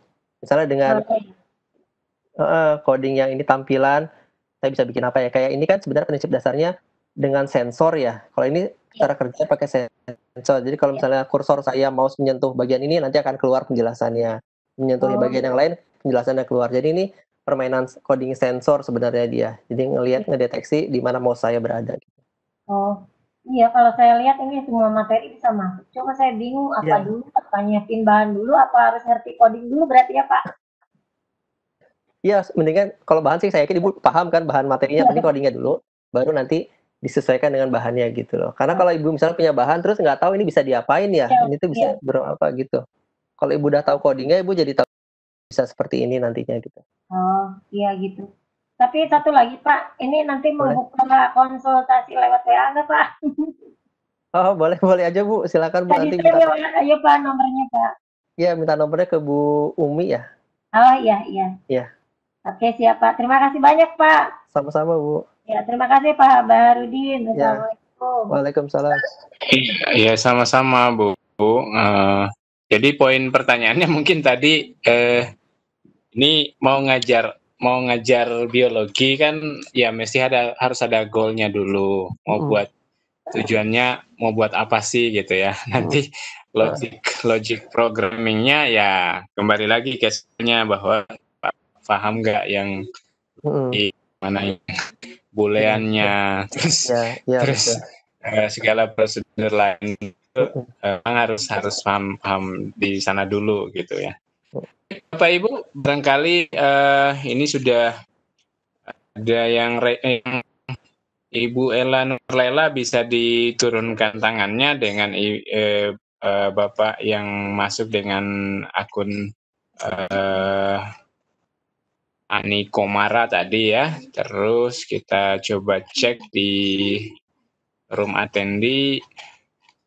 Nah ini untuk sementara tidak ada. Kita coba cek di bagian room chat ya.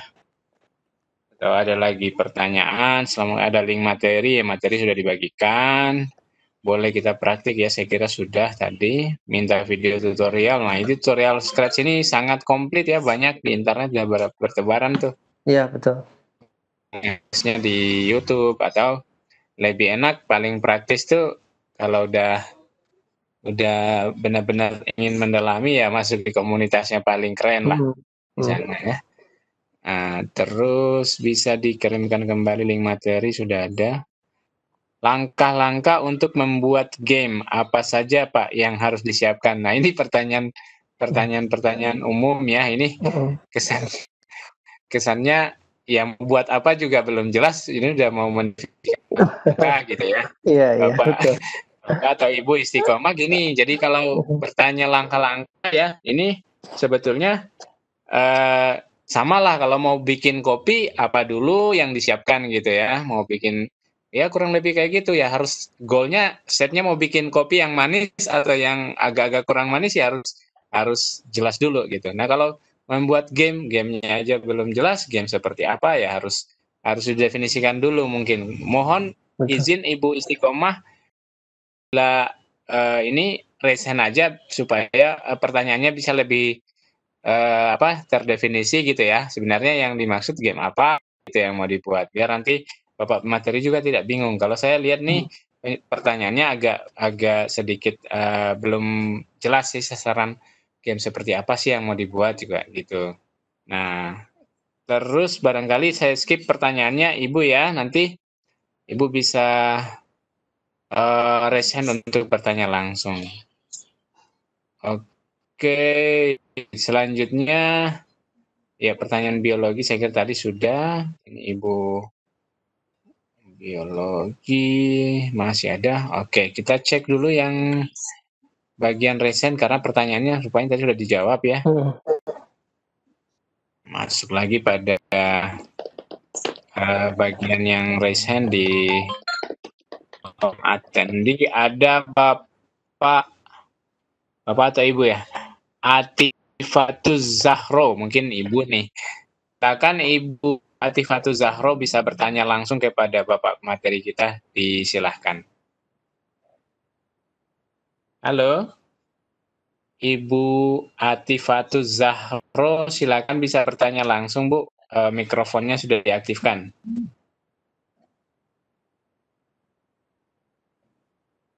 Halo Ibu.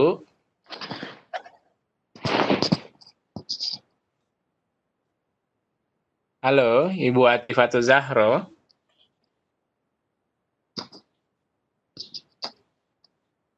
Oh, itu jangan sampai ini tanpa sengaja keklik gitu ya.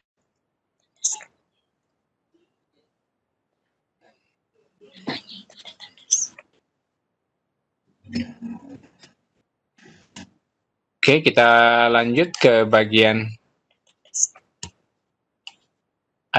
Ibu Atifatuz Zahro, halo.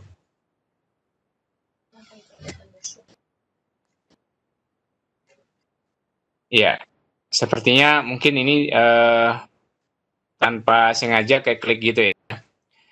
Jadi Bapak Ibu bahwa coding ini memang sebetulnya apabila benar-benar difahami dari sudut pandang yang mudah, maka sebenarnya juga ini akan menjadi hal yang mudah gitu ya.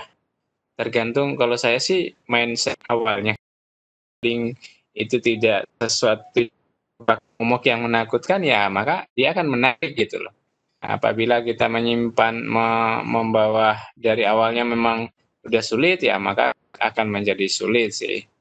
Nah buat saya kalau ngoding ya simple, algoritmanya dulu kalau bahasa ininya ya ibarat kalau mau melangkah 5 langkah ya harus dimulai dengan pertama, kemudian disusul langkah kedua dan seterusnya. Apakah mau mulai dengan kaki kanan dulu? Ya maka harus duluan kaki kanan, jangan kaki kiri duluan. Ya langkah prosedural yang seperti itu yang kadang sebenarnya secara umum barangkali ini sharing pengalaman juga ya Pak Muhammad Edliadi ya. Karena secara umum orang itu pada nggak sabaran mau buru-buru. Udah tujuan saya mau buat yang sana nih, tapi tidak mau melewati step 1, 2, 3 sampai nyampe ke langkah kelima gitu. Dia maunya loncat aja langkah kelima yang rata-rata sih kendalanya di situ. Nah, kalau udah bisa nggak nyampe-nyampe di langkah kelima, maka dia bingung, ini salahnya di mana, dia baru cross check. Ya.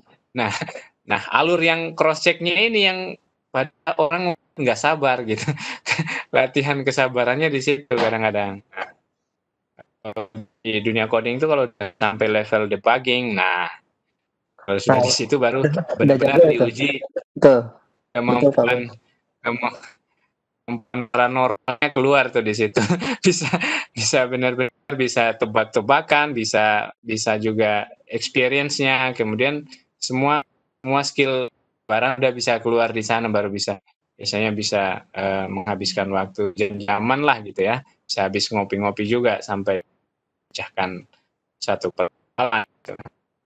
Baik, ini barangkali canda-canda perantara ya, peralihan dari beberapa pertanyaan. Ini ada lagi pertanyaan Bapak dari mohon maaf ini Bu Dedeh Komaria mungkin ya. Assalamualaikum Pak, apakah coding bisa digunakan untuk membuat semacam puzzle? Saya kira mungkin bisa langsung dijawab Pak ya. Barangkali bisa diberi contohnya. Baik, Bapak. Ya. Disilakan Pak Muhammad. Ya, baik. Iya betul, seperti Pak Bar tadi bilang, kalau udah debugging itu udah mulai ranah spiritual. Itu kadang bisa pakai feeling kita ngeceknya, nih salah di mana ya. Kalau udah terlalu panjang codingnya itu. Nah, makanya untuk anak-anak biasanya saya tanamkan ke anak-anak itu kalau lagi ngoding, biasanya pakai ini Pak, pakai yang namanya komen. Kalau di Scratch itu setiap kali kita klik, setiap kali ini ya kita blok ini bisa kita tambahin komen.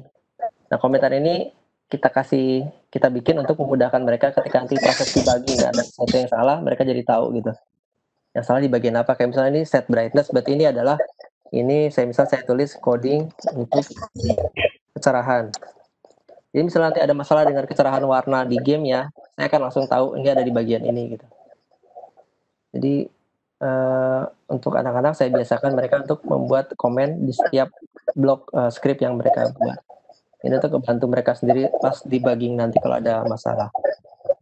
Contoh game puzzle ini saya lagi buka ini contoh game yang puzzle. Betul, itu ada 2 macam yang bisa kita bikin.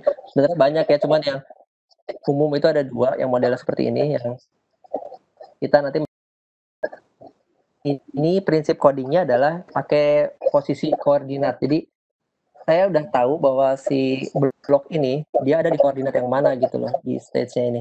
Dan kalau dia menyentuh koordinat itu, maka dia akan nempel. Tapi kalau enggak, ya akan seperti ini, jadi melayang-layang. Ini contohnya kalau yang tadi yang paling bawah mana ya? Nah ini kalau saya tempel, nanti dia akan nempel, ngeklik gitu.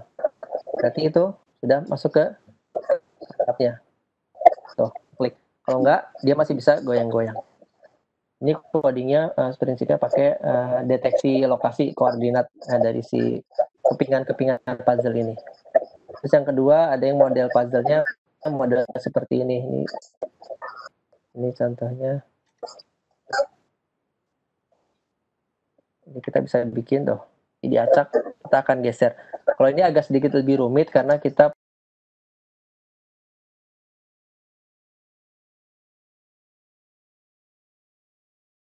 ini hanya akan gerakin ini tuh. Kalau diklik dia akan gerak ke tempat space yang masih kosong. Dia bisa mendeteksi space mana yang ada kepingan lain, mana yang kosong. Kalau kosong dia akan gerak. Ini puzzle, contoh puzzle yang kedua. Ini codingnya ini seperti ini. Nih. Jadi pakai poin mendeteksi lokasi dia ada di mana. Kemudian pakai ininya ada broadcast message. Nanti bisa saya kalau ada waktu bisa dijelaskan lebih jauh bahwa ini jadi di Scratch itu ada sistem namanya broadcast message. Jadi ketika ada satu perintah di sprite yang lain, itu bisa memicu sprite yang lain untuk bergerak ke arah mana gitu misalnya. Ini dipakai di game ini, game puzzle. Ini kalau ditanya bisa bikin game puzzle, jawabannya bisa sekali. Jadi menurut saya selama kita bisa memahami prinsip dan bisa ada ide gitu ya, saya bilangnya itu ada ide, kita bisa bikin apa aja sih yang kita mau sebenarnya di Scratch. Nggak tertutup untuk kayak puzzle kita bisa bikin macam-macam. Nah, tapi kalau game puzzle itu cocoknya yang maininnya anak kecil ya, anak-anak SD kelas 1, tapi yang buatnya itu harus minimal, kalau menurut saya ini kerjaan anak-anak SMP apa SMA ini, untuk bisa memahami konsep puzzle seperti ini. Karena maininnya gampang ini puzzle, tapi ini coding di balik ininya, ini saya jamin ini rumit ini. Jadi ini kalau saya kasih materi ini, biasanya saya akan kasih materi ini untuk yang levelnya SMP atau SMA kelas 1, atau yang ya udah anak SD yang udah paham banget juga, ya minimal harus paham banget baru bisa. Ini yang main ini sih ini anak-anak TK, anak kelas 1 SD gitu yang baru main komputer, ini pasti bisa, ini seru. Kita bisa ganti gambar lagi kan, ini bisa ada ganti gambar. Ini makin mempersulit ini algoritmanya, semakin kita punya banyak parameter kayak gini, makin rumit. Ini bisa ganti gambar, bisa ganti jumlah ininya apa, kepingan puzzle-nya.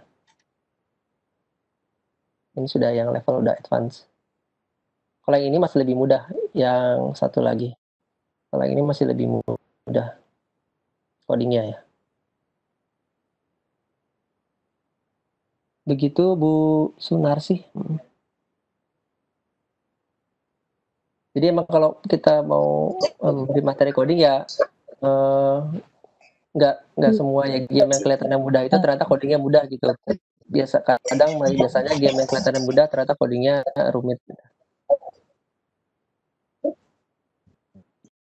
Pak Bahar, terima kasih. Iya, tadi apa pertanyaan Bu Sunarsi ya ada. Saya kira jawab ya tadi ada Bu Maria yang pertanyaan barangkali diberi contoh yang terjawab.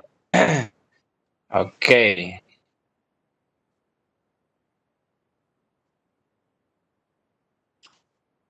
Kita coba cross check Bapak Ibu di bagian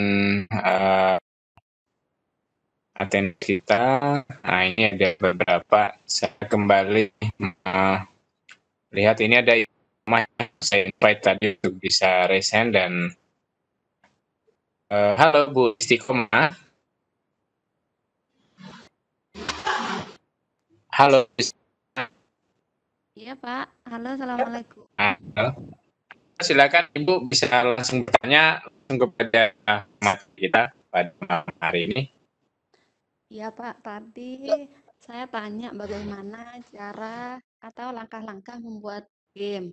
Nah kebetulan anak saya ini kan masih TK Pak. Nah proses belajar membaca dan saya ingin membuat game untuk anak agar bisa cepat membaca gitu Pak. Nah langkah-langkahnya itu saya masih bingung gitu. Nah kemudian yang kedua, seandainya game itu jadi, bagaimana outputnya gitu Pak? Apa bisa dimainkan di Android atau di laptop gitu? Dan yang ketiga, ini maaf Pak ya banyak pertanyaannya. Nah, yang ketiga, apa ini bikinnya online atau bisa offline Pak? Itu aja Pak. Terima kasih. Silakan Muhammad Jadi bisa langsung saya jawab ya Bu ya. Ini gamenya software-nya bisa diakses secara online ataupun offline Bu. Jadi kalau mau offline Ibu tinggal ke website tadi Scratch itu, terus download software-nya buat dimainin offline di rumah.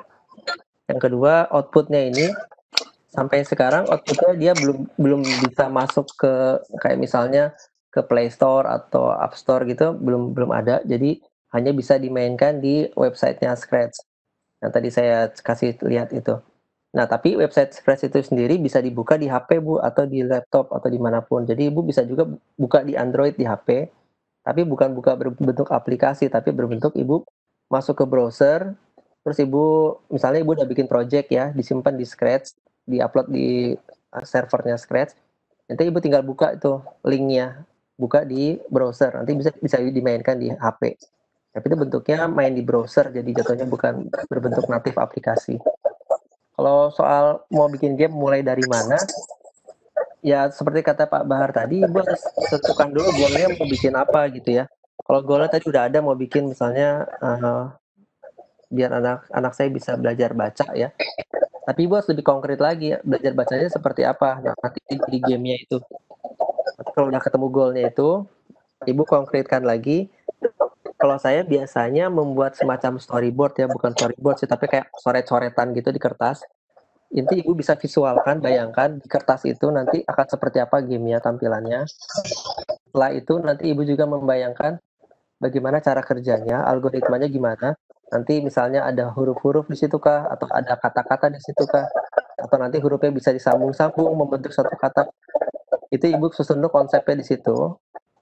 Konsep permainan akan seperti apa. Setelah itu baru Ibu beralih ke codingnya. Nanti dilihat codingnya seperti apa yang bisa mensupport untuk mewujudkan apa yang saya pengen tadi itu loh. Untuk memenuhi goal saya tadi untuk mengajari anak saya bisa belajar baca gitu. Kalau yang kebayang saya sih, Ibu bisa bikin ini kayak pelajaran bahasa kita zaman dulu ya, yang ini Ibu Budi gitu, itu Ibu bisa bikin misalnya ada huruf-huruf di layar permainannya, ada huruf-huruf. Nanti hurufnya itu bisa kalau dideketin satu sama lain, dinempel hurufnya, terus bisa mengeluarkan suara gitu. Misalnya I, B, U, Ibu tempel hurufnya 3, nanti otomatis nanti pas nempel ngeluarin suara Ibu gitu. Suaranya itu bisa suara dari scratch-nya, yang suara bawaannya kayak suara robot, atau bisa suara Ibu merekam sendiri. Itu misalnya ya, salah satu ide untuk bikin game baca. Terus misalnya juga bikin game bacanya kayak model yang kartu, yang apa kartu ya, kartu baca. Jadi Ibu bisa bikin banyak model jenis-jenis kartu di scratch-nya, bentuknya bisa kotak, nanti ada tulisannya, ada gambar, sama ada tulisan gitu ya. Nanti anak Ibu disuruh klik coba, bener nggak yang dia baca itu misalnya mobil gitu. Kalau diklik ternyata suaranya bukan mobil, berarti itu kartunya salah, bukan mobil, misalnya kartunya apa. Jadi bisa model bikin kayak seperti kartu baca, atau bisa bikin menyusun huruf supaya bisa nanti mengeluarkan suara setelah disusun gitu. Terus ya jadi macam-macam juga Bu idenya berkembang gitu loh. Tapi yang penting Ibu udah punya goalnya untuk mengajari anak baca. Setelah itu coba Ibu beralih ke kertas, coret-coret di situ. Ibu bayangkan nanti gamenya akan seperti apa. Setelah itu baru kan nanti codingnya nanti gimana loh. Apakah codingnya mungkin mensupport yang saya pengen ini. Menurut saya begitu Bu langkah-langkahnya. Tapi setiap orang sih beda ya. Kalau menurut saya cara berpikir setiap orang dalam satu menciptakan sesuatu itu kadang berbeda runutannya. Kalau saya pribadi, pengalaman saya seperti itu. Kalau misalnya membuat game, saya pikirkan dulu nanti game mau apa nih. Oh, game ini nanti bikin anak-anak nanti jadi bisa ini mengenal jenis-jenis warna. Baru saya gambar, saya coret-coret. Oh, nanti game seperti ini bagusnya. Saya cari ininya objek-objeknya, saya bikin gambar-gambarnya, terus baru saya coding itu semua supaya bisa jadi game gitu. Demikian Pak Bahar. Kembali ke Pak Bahar.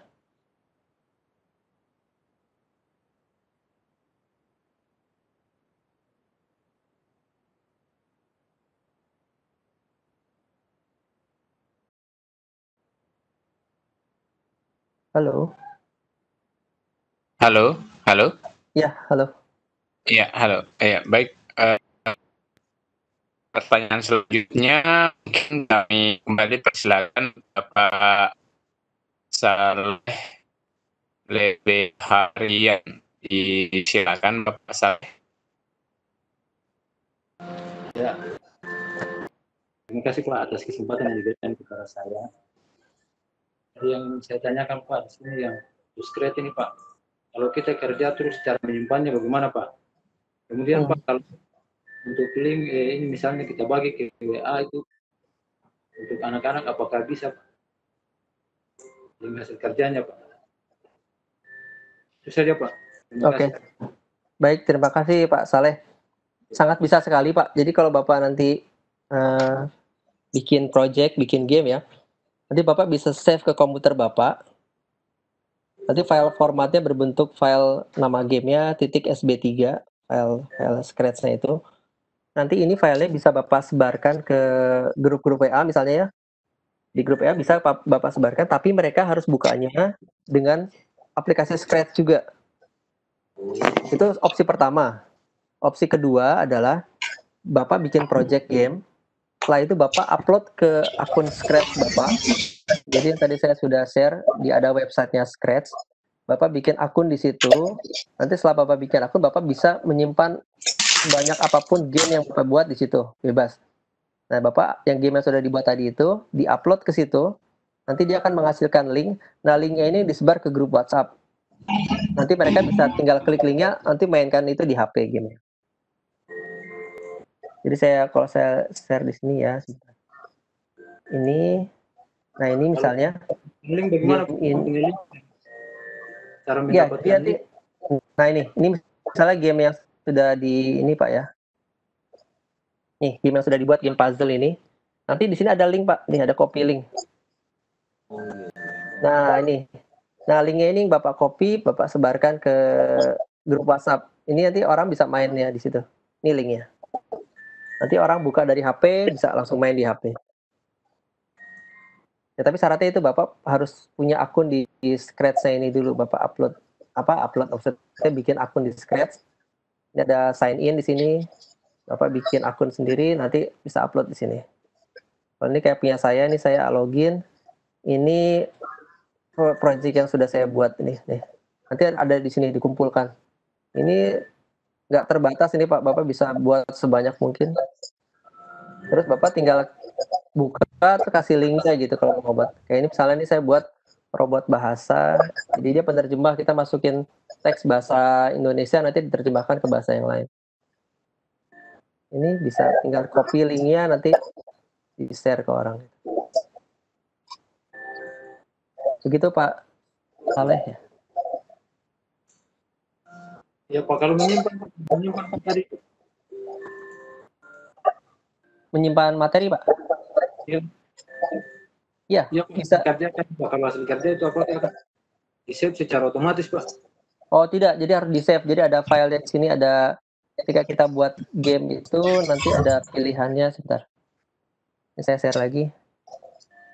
Ini Pak, misalnya saya di sini ya. Ini saya buat project. Misalnya saya sudah pasukan coding-codingnya di sini. Nah, nanti Bapak klik ini Pak, ada yang file, terus save. Bisa di-save ke komputer Bapak, save di your computer, atau save ke akun Scratch, ke websitenya ini. Ada dua pilihan, Bapak bisa save kemana. Setelah itu di-share, baru nanti bisa dikirim linknya ke orang-orang.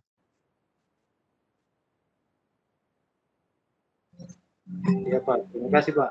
Sama-sama Pak. Baik Pak Soleh. Selanjutnya kembali kami coba